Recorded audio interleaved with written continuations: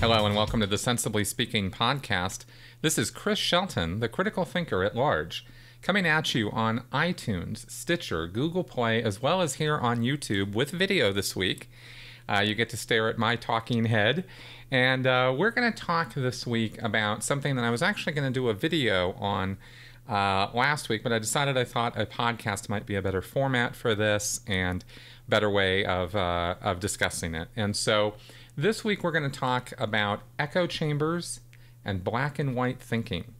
Now, anyone who's listened to or followed me at all on my discussions about Scientology and destructive cults and cult thinking is going to instantly know what I mean by black and white thinking, or the us versus them mentality that destructive cults instill in their members. But this week, we're actually going to talk about influences with social media with this as well. So I've made some notes here, which you can find in the show notes at sensiblyspeaking.com. And I'll be reading from some of those and going and bouncing off of those a bit, and we'll see how this goes. As far as being concerned about echo chambers and black and white thinking, and we'll get into what I mean by that specifically, I will first say that I'm not alone in my concerns about this subject. I think if any of you are following the media or media savvy at all, you will have seen articles in the Washington Post, New York Times, and various political news outlets about this subject. It's become a much more hot topic since our last presidential election, but has actually been talked about for quite some time. And we'll go into a bit of that. People are starting to recognize the very serious threat that echo chambers are actually creating for our democracy here in the United States, and to free thinking and critical thinking everywhere. As we'll go over with this also, you'll see that this is really more a problem in the political and maybe religious arena than it is in, say, day-to-day interests of entertainment or music choices or things like that. And why I became interested in this, of course, is because the parallels with the us versus them thinking that goes on in destructive cults. I mean, they're really just they're too obvious to miss. When man-made social media mechanisms exist, which serve to create echo chambers, which serve to divide us instead of unite us, or at least help us to find common ground, then what you have in social media actually, it creates cult mentalities. And that is always, always, always a very bad thing. And so, and this is also, of course, why I thought it would be appropriate to talk about on my show and on this channel.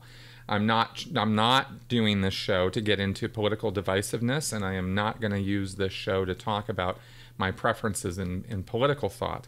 I am talking here about a mechanisms that are in place which affect all of us on any and every side of the political spectrum, religious spectrum, and really any other spectrum having to do with thought and opinions and ideas and attitudes. This really has to do with everybody. So first off, let's take a look at the term echo chamber. I've used this a few times now, and let's really be clear about what we're talking about. I went to Wikipedia to get the description or definition for this. It says, quote, "In news media, the term echo chamber is analogous with an acoustic echo chamber, where sounds reverberate in a hollow enclosure.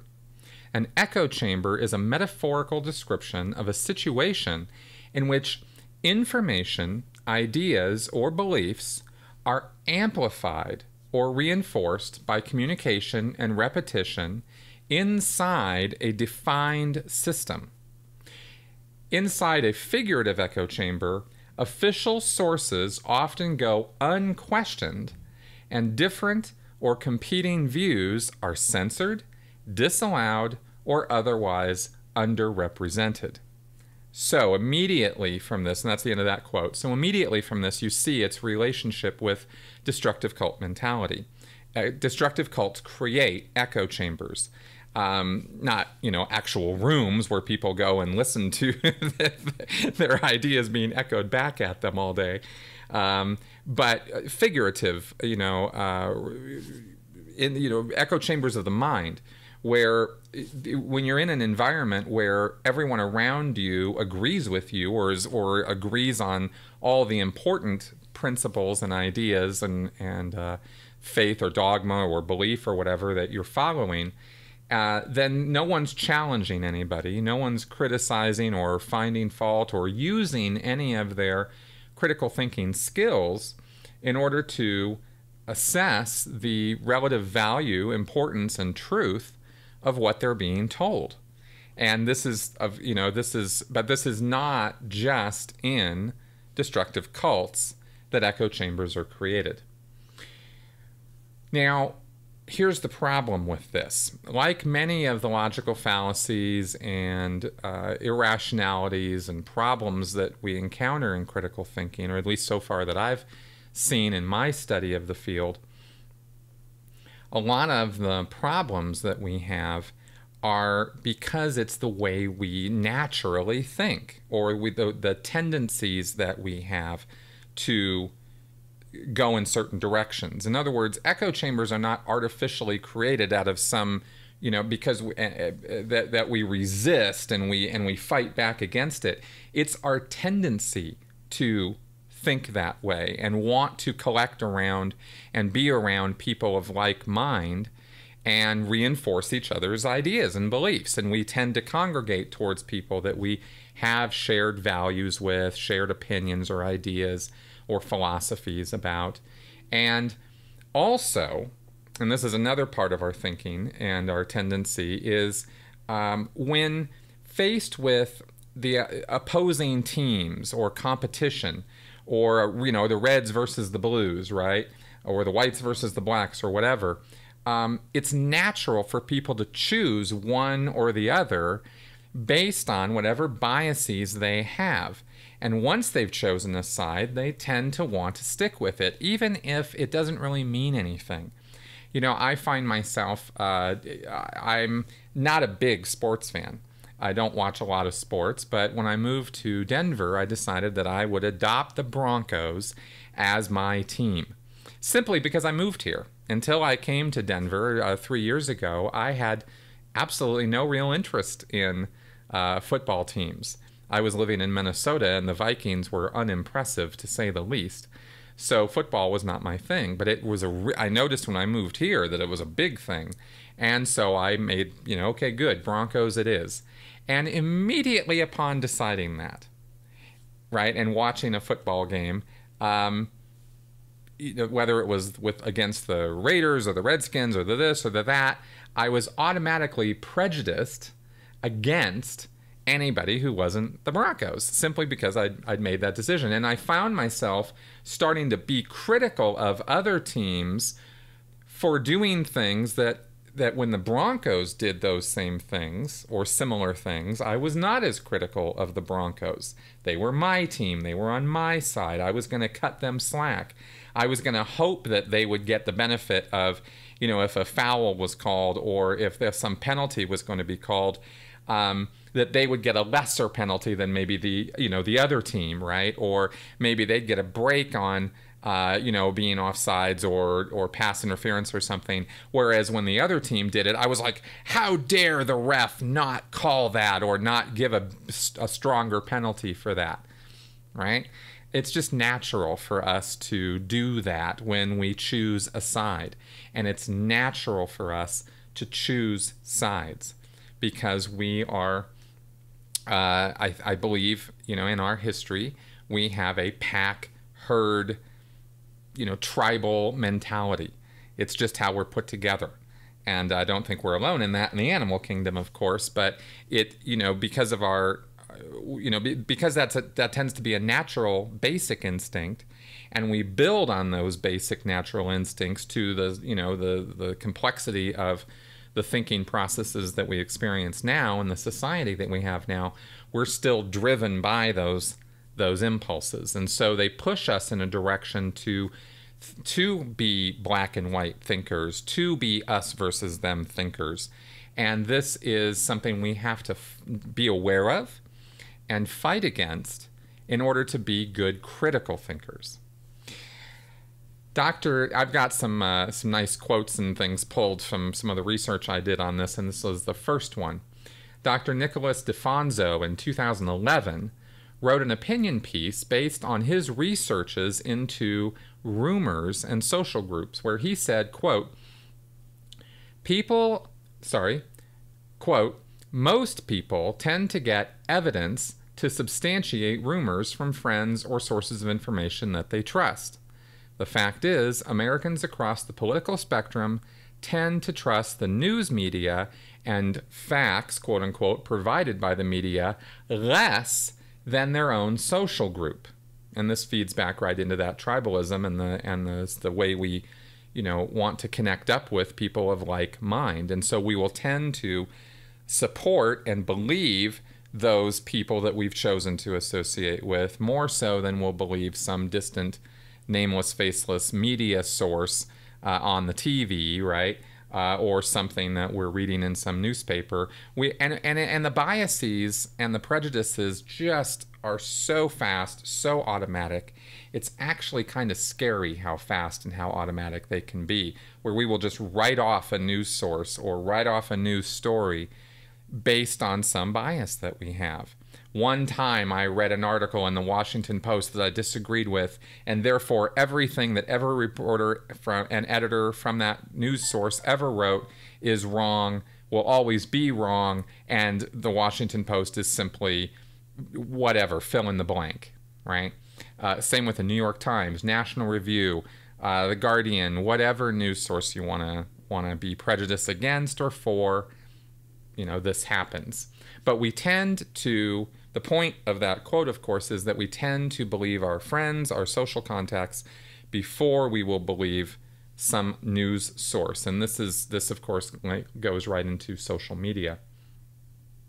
Further, Dr. DeFionzo said, quote, in my research, when Republicans and Democrats were put in separate groups and each group was asked to discuss a derogatory rumor about the other party, for example, Republicans are uneducated or Democrats give less to charity, right? When these groups discuss these concepts or these beliefs in these rumors polarized in predictable directions. The Republicans tended to, agree that the Democrats were that way and disagree that the Republicans were that way. If the Republican, statement, Republicans are uneducated, that's clearly a derogatory statement. However, when the discussion groups were mixed between Republicans and Democrats, this polarization did not happen. The echo chamber effect reinforces one's own present worldview, making it seem more correct and more universally accepted than it really is. And again, this feeds into our biases. We want to, we all go through life being the hero of our own story, and being the hero, we're the authority figure in our own life, and we tend to think that how we think and what we think is what everybody either already thinks or what everybody should be thinking. And that's again just natural to us to do that. Now, if you want to know one reason, and I think one very major reason for the increase in the large divides in our society that many, many, many people are talking about, especially over the past 2 decades, then I would suggest that social media may have something to do with this. And specifically, the echo chambers that the algorithms on social media create. Now, the word algorithm is really just a big word to describe the methods and technique that the social media programming uses to read your preferences, your likes, your dislikes, the things all about you, and based on those likes and dislikes and various things, those preferences, to feed you information on your wall on Facebook or on your Twitter feed or whatever. right? Whatever the social media platform is that you're using. They all do this. They all have algorithms, because what you're not being given in social media is an objective, fair, level playing field where every post from every friend that you have is featured on your wall. I'm sure if you've used social media for any length of time, you've noticed that you do not see every post from every friend that you have. You do not see every news source represented on your news feed. And this is all on purpose. I mentioned earlier, man-made constructs called algorithms are what determine what you see on social media.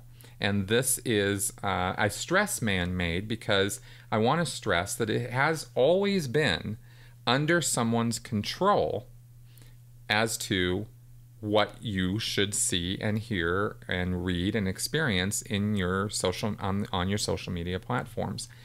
And here's the thing. Remember when the internet first started?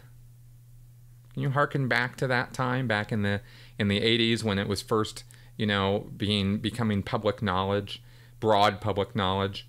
Maybe people in the 70s, some geeks or nerds knew about DARPA and knew about the internet that scientists were sharing, but it really didn't start to become a concept that was getting into people's heads until the 80s, from when I grew up, and it didn't become a reality, an accessible reality, until the 90s.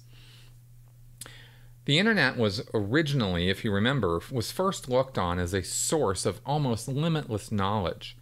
All the world's libraries, private collections of information, correspondence, that sort of thing, and of course, news media and entertainment media, all of it could be digitized, indexed, and made instantly accessible.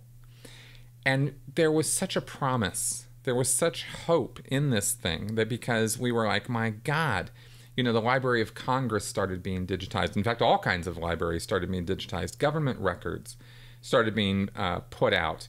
And the access to this was almost completely unfettered. It was amazing how big, how fast this thing grew, because people wanted to share knowledge, just raw information, and we all thought that this was going to be the most, just the most amazing, beautiful, wonderful, miraculous thing to ever happen to mankind. And in some ways, some of those potentials are being realized, but really, instead of, in a broad picture, instead of meeting that amazing potential, our nature has only made the internet exaggerate what were already human failings in our reason and our thinking. Because the internet really is only going to be as good as we are. And it's only going to be as good as we put the foresight and the planning and the organization into it to overcome our weaknesses rather than feed our weaknesses. Just for memory's sake here, I looked up some things you guys might be interested in terms of the time frame. Google started on September 4th, 1998. Facebook started in February 2004. YouTube launched on February 14th, 2005. Reddit launched on June 23rd, 2005. And interestingly, when I was looking into Reddit, extreme echo chambers that are known to exist on Reddit, or when they develop or form, are known as circle jerks. Twitter started on March 21st, 2006, and Instagram came along in 2010. So we've been dealing with social media for almost 20 years in terms of Google coming online and the ability to index, access, and share information. That all started about 19 years ago. Facebook has been around for the last 13 years. And it's kind of amazing if you think about it. 13 years, and you look at the size, scope, and influence of something like Facebook, and it's actually quite unprecedented in history. YouTube, of course, since 2005, 12 years, and you have literally millions of minutes of content being loaded every day onto YouTube. It is an extremely diverse and disparate platform of information. And yet when you look at your feed, are you being presented with an extremely diverse and disparate representation of information from all around the world? Or are you simply being given what you've already looked at in the very recent past, or what you tend to look at, and that's all you're being given? The algorithms, well, let me make this point first. Critical thinking, at its very essence, requires the ability to examine disparate, even polar opposite points of view simultaneously and find strengths and weaknesses in each side. That is essential to what critical thinking is all about. So the algorithms that the owners of every one of these social media sites created were wholly and completely under their control, and every one of them failed miserably in having the foresight or ability to predict that by feeding people only what they want to hear, they have altered, the social media platforms have altered the entire media landscape and have made it all but impossible for critical thinking to even begin to happen. Serious work is only being done now to try to correct this. Eli Pariser, the CEO of Upworthy, which is a liberal news website, told NPR in a July 2016 article, quote, "What most algorithms are trying to do is to increase engagement, increase the amount of attention you're spending on that platform," he says. And while it's nice that we have an instrument to help us cope with the fire hose of information supplied by the internet, that algorithm also carries some downsides. The danger is that increasingly you end up not seeing what people who think differently see, and in fact, not even knowing that it exists. And if you're blind to something, if you cannot see something, if you're never given the opportunity to view information such as a news story or an alternative point of view to the one you already have, then it's probably going to be somewhat impossible for you to ever change your mind, ever be exposed to expand your mind, and actually even be able to strengthen your own point of view, even if it doesn't change, by looking at opposing points of view and seeing how right or wrong they are by using your critical thinking skills. NPR's Gene Demby in this same article stated, quote, "When you see poll numbers about the vast space between the way people of color feel about policing, or any number of issues around equality, and where white people stand on those issues, it can be explained in part by the fact that we are not having the same conversations." End quote. Even President Obama addressed this in his farewell address. He talked directly about the filter bubbles we put ourselves in and the danger to our democracy these present. And he said, quote, "We all have to start with the premise that each of our fellow citizens loves this country just as much as we do, that they value hard work and family just like we do, that their children are just as curious and hopeful and worthy of love as our own. And that's not easy to do. For too many of us, it becomes safer to retreat into our own bubbles, whether in our neighborhoods or on college campuses or places of worship, or especially our social media feeds, surrounded by people who look like us and share the same political outlook and never challenge our assumptions.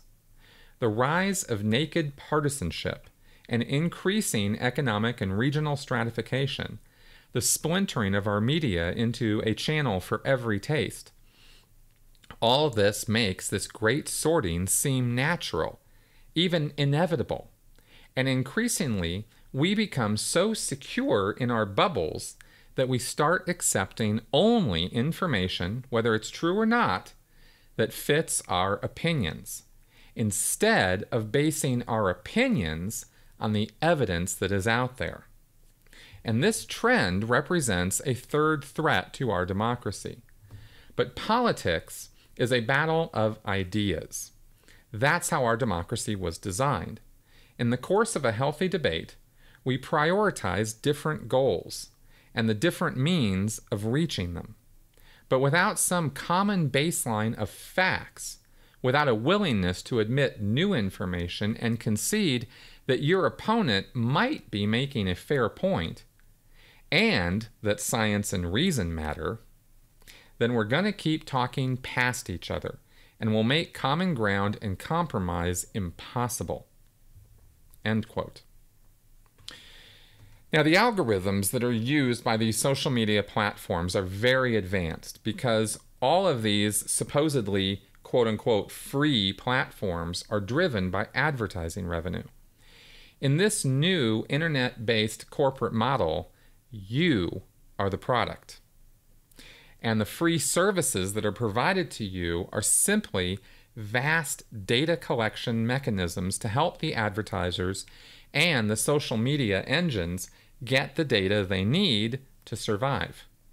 They want to know everything about you: your location, job, who you like and don't like, diet and lifestyle choices, entertainment preferences, your political leanings, and your opinions on every single different issue. All of these and a lot more are used to not only target you with advertising, but to also customize your social media feeds or walls or pages or whatever to give you more of what you tell them you like. When someone is fed on a steady diet of only what they already think or feel, those views are confirmed and reinforced, no matter how wrong-headed, illogical, or inaccurate they may be. And that's important, because if you think factually incorrect things, and you are continually fed a stream of similar or the same things day in and day out, how are you ever going to get to the real truth of something?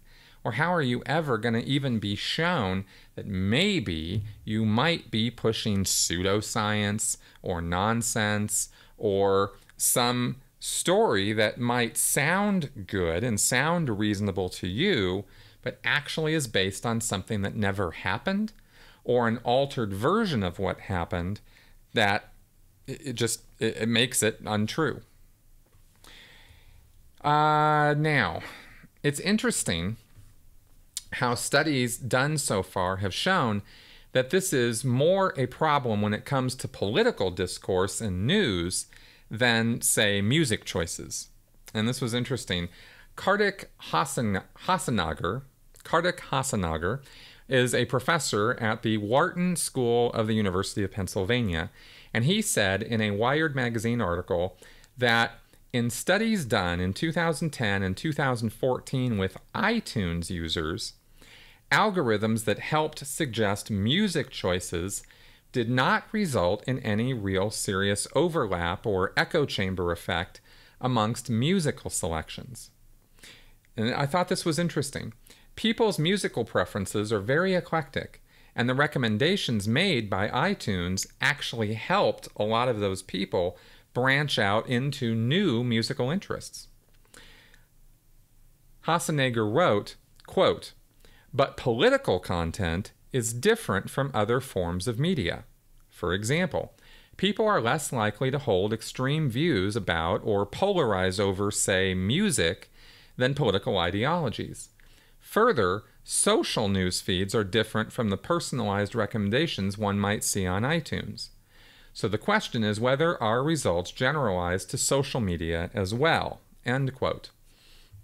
Now, further studies have been done on whether those kind of results generalize out into social media platforms. And, for example, Facebook researchers looked into this and concluded that the users and what they choose to click on is more their fault than what Facebook is doing. Now, of course, we're going to be not so surprised by that since Facebook are the guys who did the research in the first place. So I tend to refute that conclusion. Facebook can and most definitely should provide a more diverse and maybe even random selection of news articles in its news feed rather than continually feed articles which simply reinforce what you or your friends are already reading. Now, there's another aspect to social media which I also thought was important and also feeds into this a bit, and that has to do with emotion and emotional response to what we see and hear on social media. There's a emotional contagion, as it's referred to in the study that I read. There's a thing called emotional contagion via social media, which is a subject that's received some study, but it's not conclusive. I'm not quoting or citing any conclusive studies here, but it has been shown that if your wall, for example, on Facebook tends to reflect a lot of anger, angry post, angry post, angry post, you're gonna get angry. And if it tends to reflect a lot of hopeless or apathetic posts, nothing can be done about it, everything's going to hell in a handbasket and we're just along for the ride, that emotion will tend to well up in you as a result of what you're reading. In other words, you're influenced emotionally by this. It's not just some passive observation that you're making where you're just sort of seeing this go by and it doesn't affect you emotionally, and our emotions are what drive our decision-making processes far more than our logic or our reason. At least that's my opinion based on my experience, education, and observations. Now, and I'm sure if you think about that emotional contagion and your own experiences with Twitter, with Reddit, with Facebook, you'll see that, there might be some truth in this. Now, I've just spent the last, 30 minutes or so just kind of ragging on social media, but I do want to make this point as well. It's not to say that because these algorithms exist and because these echo chambers are being developed, that social media is inherently evil or wrong, or that the internet should be shut down or any other such nonsense. I don't believe that for a second. I actually look at the internet and social media as a double-edged sword, and which side of the sword you're using or getting hit with depends a lot on your awareness of what the platform is all about, how the platform works, and how you interact with it.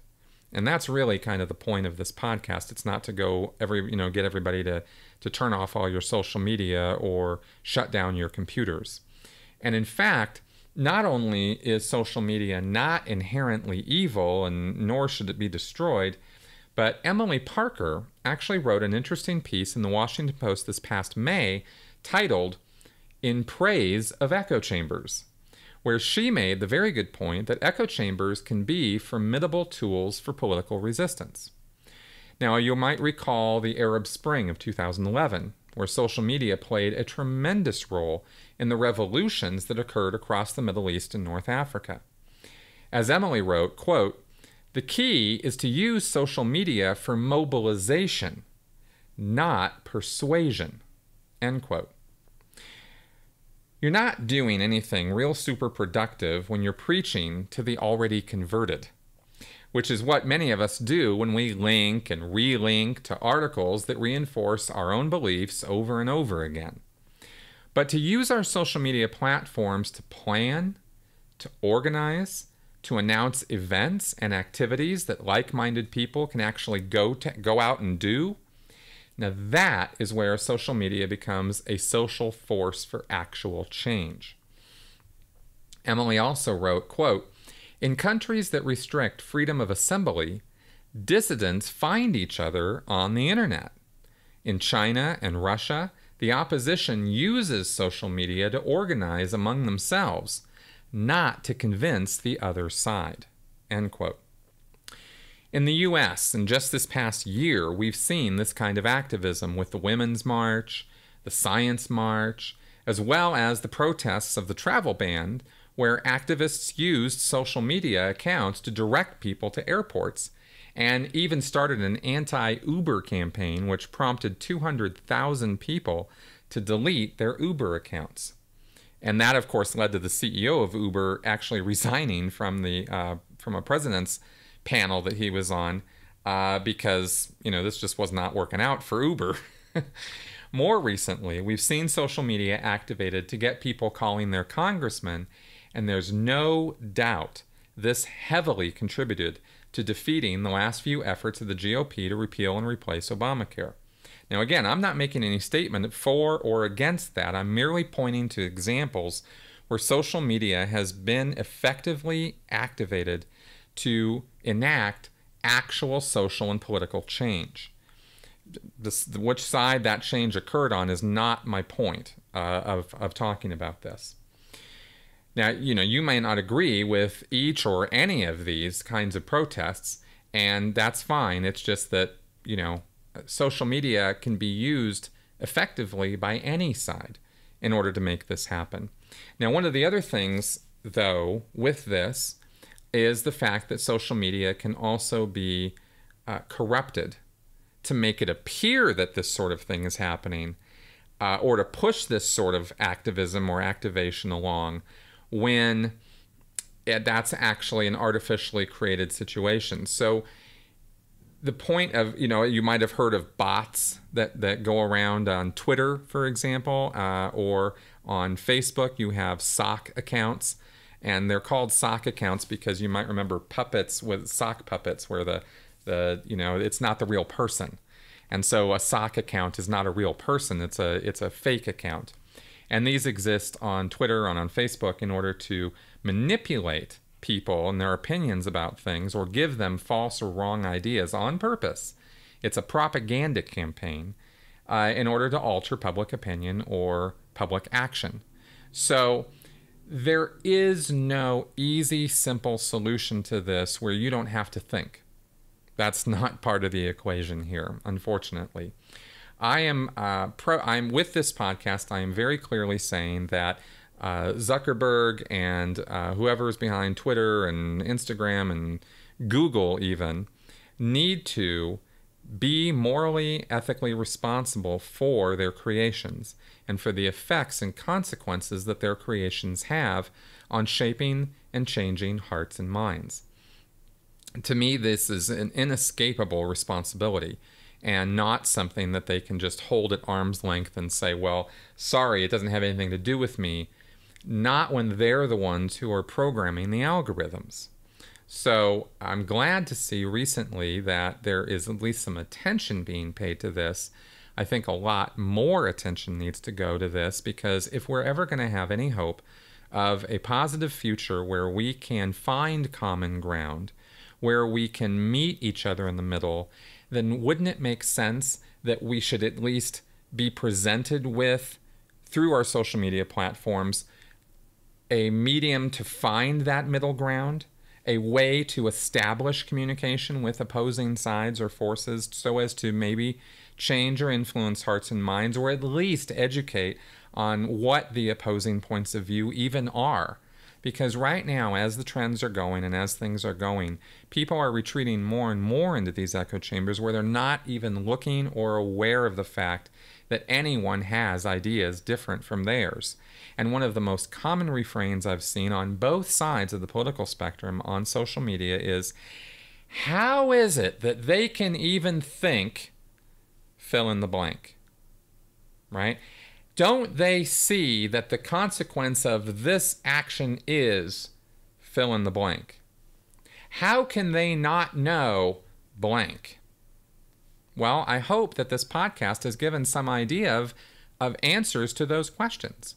Because the opposing side, the people who are saying or doing things that are driving you crazy, might not even know you exist.